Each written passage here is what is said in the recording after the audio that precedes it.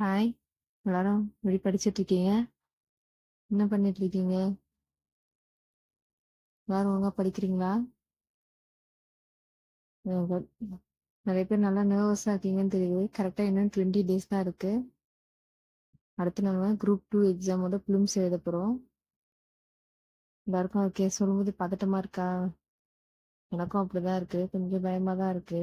Exam வேற கிட்ட வந்துருச்சு. பயப்படாதீங்க. என்னையும் சேர்த்து தான் சொல்றேன். யாரும் எதுக்காகவும் பயப்படாதீங்க. படிச்சிருக்கீங்க நம்புங்க. நம்ம எவ்வளவு படிச்சிருக்கோமோ அதை போய் அங்க கொடுத்தா போதும். படிச்சதை மட்டும் ரிவைஸ் பண்ணுங்க. இந்த 20 டேஸ்ல எதுவுமே புதுசா படிக்காதீங்க. ஃபர்ஸ்ட் நம்ம படிச்சதை மறக்க மாட்டோம்ன்றத நம்ம நம்பணும். நம்ம தெளிவா இருக்கணும். படிக்கிறத ஒழுங்கா படிச்சிருக்கணும். நம்ம படிச்சது மேம் வரும் அப்படின்னு சொல்லி நம்பிக்கையா போய் எழுதுங்க. எந்த ஒரு பிரச்சனையும் இருக்காது நமக்கு. நம்ம ஐயோ எக்ஸாம் கிட்ட வருது, இது படிக்கல அது படிக்கலன்னு ஒவ்வொரு டென்ஷன் ஆகிக்கிட்டாதான் படிச்சதும் மறந்து போயிடும். அதனால மைண்டை ரிலாக்ஸா வச்சுக்கோங்க. உங்களால முடிஞ்சது மட்டும் படிங்க. ஏற்கனவே படிச்சிருக்கிறத நல்லா ரிவைஸ் பண்ணிக்கோங்க. புதுசா எதுவும் படிக்க நினைக்காதீங்க. தமிழ் மேக்ஸ நம்ம ஃபிங்கர் டிப்ல வச்சுக்கணும். எது வரைக்கும் படிச்சிருக்கோமோ எவ்வளவு படிச்சிருக்கோமோ அதை திருப்பி திருப்பி திருப்பி ரிவைஸ் பண்ணிக்கோங்க. தமிழும் மேக்ஸ்லயும் தான் நம்மளால ஃபுல்லா அடிக்க முடியும். அதனால இது 2 டாபிக்கையும் சார் படிச்சிட்டோமேன்ட்டு விட்டுட்டு போயிடாதீங்க. இது 2 டாபிக் தான் நமக்கு நல்ல கை கொடுக்கும். இது 2த்தையும் எப்பயுமே கை விட்டுறாதீங்க. தமிழ் மேக்ஸ்னா கண்டிப்பா 125னா 125 மார்க்கும் எடுக்கிற அளவுக்கு நம்ம படிச்சு வச்சிருக்கணும். மற்ற டாபிக்ஸ்ல ஜிகே அதெல்லாம் நம்ம இம்பார்ட்டன்ட் டாபிக்ஸ் எல்லாம் கொடுத்துருப்போம். அதை பார்த்துக்கோங்க. அது படிக்கலனாலும் பரவாயில்ல. நீங்க படிச்சிருப்பீங்கல்ல 10th ஸ்டாண்டர்ட் முக்கியமான டாபிக்ஸ் எல்லாம் படிச்சிருப்போம்ல, அதை மட்டும் கரெக்டா பார்த்து ரிவைஸ் பண்ணிட்டு போங்க. உங்களால முடிஞ்சது மட்டும் படிங்க. புதுசா எதுவும் படிக்காதீங்க. படிக்கலன்னு சொல்லி ஸ்ட்ரெஸ் ஆகிக்காதீங்க. எதுக்கும் பதட்டப்படாதீங்க. பதட்டப்பட்டாலே நம்ம படிச்சிருந்ததும் மறந்து போயிடும். இது நமக்கு இப்போ தெரிஞ்ச விஷயம்தான்.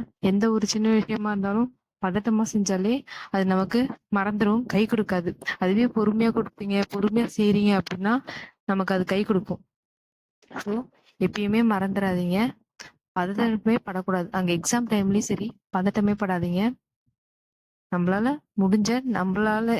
படிச்சிருக்கோம், இவ்வளவு மாசமா படிச்சிருக்கோம், கண்டிப்பா நம்ம படிச்சதுதான் வரும் அப்படின்ற ஒரு நம்பிக்கையிலே இருங்க. எதுக்காகவும் பதட்டப்படாதீங்க.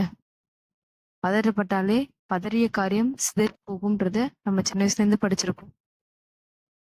நல்லா படிங்க. உங்களால முடிஞ்ச அளவுக்கு படிங்க. எதுவும் ஸ்ட்ரெஸ் பண்ணிக்காதீங்க.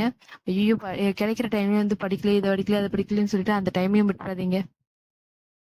நல்ல ஷெட்யூல் போட்டு கரெக்டா நம்ம வச்சிருந்ததை நம்ம படிச்சு வச்சிருக்கிறத கரெக்டா ரிவைஸ் பண்ணிக்கோங்க. தமிழ் மேக்ஸ கண்டிப்பா டெய்லி ரிவிஷன்ல வச்சுக்கிட்டே இருங்க. அது 2 தான் நமக்கு நல்லாவே கை கொடுக்கும். புரிஞ்சதுல? எதுக்காகவும் டைம் இல்ல அது இல்ல இது இல்லைன்னு சாப்பிட மட்டும் மறந்துடாதீங்க.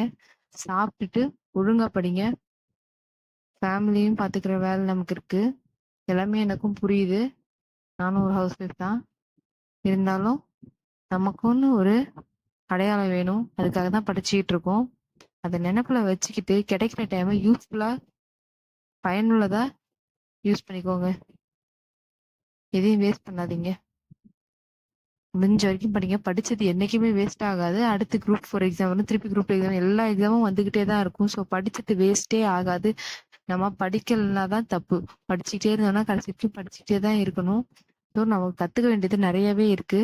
ஸோ படிச்சுக்கிட்டே இருங்க. எந்த இடத்துலயும் அதை விட்டுறாதீங்க, நிறுத்திடாதீங்க. எந்த இடத்துலயும் உங்களோட ஹோப்பை இழந்துடாதீங்க. உங்களோட ஹோப் தான் இதுல ரொம்ப முக்கியம். நம்ம படிக்கணும், படிச்சு வேலைக்கு போயிடணும், நம்ம ஃபேமிலியை பார்த்துக்கணும், நம்ம ஹஸ்பண்ட்க்கு பேர்டன் குறைக்கணும் அப்படின்றத நினைப்புல வச்சுக்கிட்டு படிங்க. All the best. நல்லா படிங்க. கிடைக்கிற டைமை யூஸ் பண்ணிக்கோங்க. எதுவும் தப்பு பண்ணிடாதீங்க. டிஎன்பிஎஸ்சி எக்ஸாம் பத்தி எதுவும் ஸ்ட்ரெஸ் பண்ணிக்காதீங்க. நல்லா படிங்க. All the best.